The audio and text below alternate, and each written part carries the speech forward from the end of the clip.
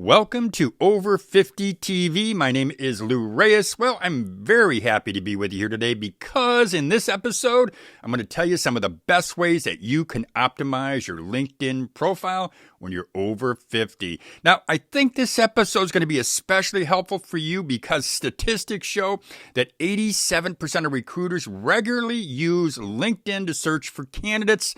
So it stands to reason that if you regularly optimize your LinkedIn profile, why, you are in better shape, much better shape to connect with one of those recruiters. So I'm going to tell you how to optimize your LinkedIn profile. And that, my friends, that is up next right here on Over 50 TV.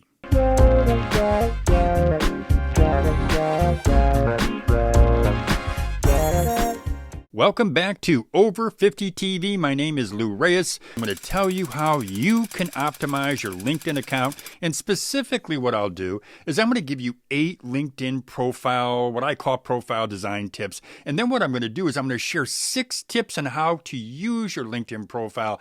But before I go there, what I want to mention is that if you happen to submit a question on one of my videos, either me or Jork McLean, who also is on Over 50 TV, if either one of us answer your question or comment on your question, well, what we're going to do, Jork and I, we're going to buy you a cup of coffee at Starbucks. I'm going to do that by sending you a $10 Starbucks gift card.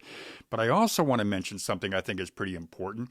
I just launched a new YouTube channel called Side Hustle Rules. On this channel, I'll be expanding on the side hustle videos that I publish here on Over 50 TV. If you think your next career move involves starting a side hustle or maybe a full-time business, well, check out Side Hustle Rules, and I will also ask you to consider subscribing to that channel. So now let me share some LinkedIn profile design tips that I believe can help you to attract more attention with potential employers. And we're going to start with designing your LinkedIn profile. And I'm going to start with number 1, which is your headline. To me, it's always the most important way of bringing somebody into your copy. You're going to want to start by writing a specific headline. You want to tell the employers what value you add, and you want to make them want to learn more about you. You always want to keep your audience in mind when you're ever writing these headlines, and please avoid any kind of technical terms that could be unfamiliar to the reader. Now, David Ogilvy, who is sometimes referred to as the father of advertising, what he found was this: only 20% of readers ever get past your headline. So if you want to have a chance, an opportunity to get to the other 80%, well, do what David says. He says never use tricky or irrelevant headlines. He says people read too fast to figure out what you're trying to say. Number 2, update your summary. Yeah, keep it updated.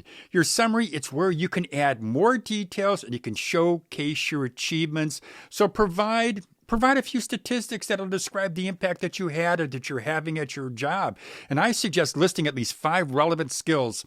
This is going to boost your connection requests 5-fold, and it certainly will increase the chance that your profile will be discovered. Now, I think it's also a smart idea to add multimedia attachments like videos and work samples to your LinkedIn page. And video, it is especially impactful. According to Kinsta.com, a cloud-based hosting company, if the content is in both video and written format, 59% of executives say they would choose to consume it, watch it via video. Yeah, video is a critically important component of your LinkedIn page. Number 3, choose your photo carefully. You want to pick an image that looks professional and clear in that photo. It should, of course, focus on your face. Be sure to use flattering natural light when you take that picture and try to smile. That's going to be really important because you want the person who's going to be looking at your picture to think, yeah, this is somebody that I'd like to work with. Now, you also, if you can, I'd add a professional picture because that'll get you 14 times more views than any other type of profile picture. Now, that is a bit of an investment, but it is money well spent. Number 4, add keywords. You want to help recruiters and those automated search tools. You want to help them find you. So what I suggest is you browse through job descriptions and resumes for keywords that are popular in your field and include those keywords in your profile, the headline, and add them into your summary. This is one of the most important steps that you can take to get past the bots who are sifting through hundreds of resumes. Number 5, choose your URL. LinkedIn gives you the option of creating a custom public profile URL, but they are available on a first-come, first-served basis, and you can only have one custom public profile URL at a time. If you're able, I suggest changing the URL to something that you like better or you think might work more effectively for you. If your name is already taken, well, here's something. Use a slight variation with your middle initial or maybe your hometown. Number 6. Welcome recruiters. I know that some folks don't want recruiters contacting them for whatever reason. If you want a recruiter to contact you, however, go into your privacy settings and be sure that you've opted into that feature so that you're letting recruiters know that you want to hear from them. Now, you're going to need to reset this switch every few months if you're still looking for a job, but I personally think it's a good idea. All the leads that you can get, they can only help you to find that great job. Number 7. Be consistent. Your resume is usually written for a specific job opening, while your LinkedIn profile is more of a general statement. Still, you want both to align. Your resume and your profile, they need to be similar so you can avoid causing any confusion. And I've seen resumes that highlight skills that are barely mentioned in a candidate's LinkedIn profile. And I think this is a big mistake. Recruiters and hiring managers, you know what? They don't have time to sift through the details to see what matches. They'll just move on to other candidates. Number 8.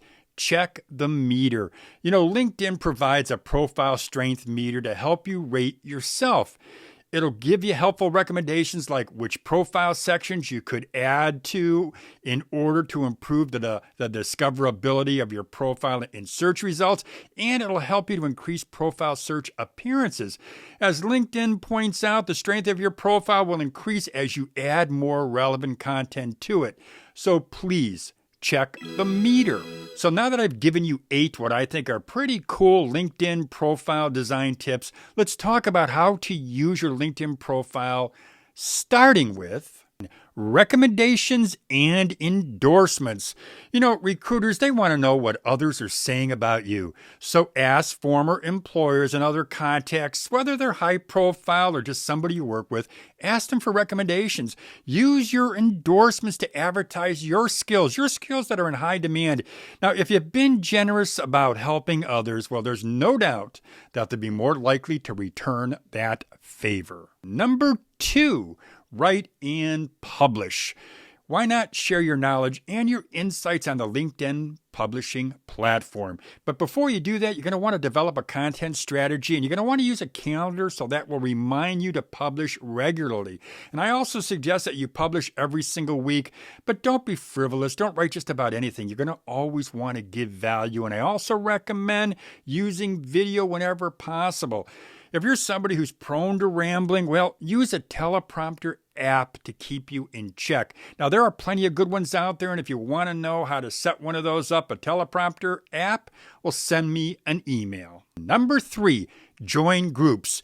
You're going to want to look for groups in your subject area and participate in those groups pretty actively.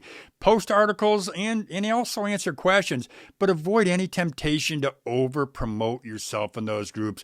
People will see through that, and what's going to happen? They're going to avoid you. Number 4, monitor your connections. You're going to want to stay on the lookout for valuable connections to add to your network. You're going to put them on your mailing list, and what you'll do then is you'll send them personal notes or news clips, things that are relevant. You want to make a positive impression on those special connections. Number 5, encourage others and be generous. Think of LinkedIn as a community where ideas can be exchanged and where we can support each other. So comment on posts from other users and share those posts with your own connections. Helping others with no expectations is so important, but I have found this to be true. When you make it a practice of helping others, it does come back to you, and it does come back in some form or fashion. It was Jim Rome who said, "He who serves the most reaps the most." Number 6, and last on this list, is be discreet. While you're working to raise your visibility, it's important to keep in mind that there may be times when you want to keep your job hunting activities out of view of your current boss and the HR department. So change your privacy settings so you can control what information you make public. It is up to you to do that. But it is understandable that there are delicate times where you really want to make sure that HR and your current manager have no idea that you're looking for another job. Well, there you have it, folks. I just gave you 8 LinkedIn profile design tips and 6 tips on how to use your LinkedIn profile. I hope that you find these tips helpful. But if you do have any questions, any comments, please put them in the description box. And remember something that I mentioned way in the beginning of this video. If you submit a question or if you have a comment, and Jork McLean or myself, if we happen to answer your particular comment or your question during one of our weekly videos, well, what we're going to do is we're going to buy you a cup of coffee at Starbucks, and we're going to do that by sending you a $10 Starbucks gift card. Well, last but not least, I want to ask you to subscribe to Over 50 TV, and I also want to remind you to consider subscribing to Side Hustle Rules. Again, that's our new YouTube channel. Well, that's all I've got for you today. As I always say, have a great day, everybody.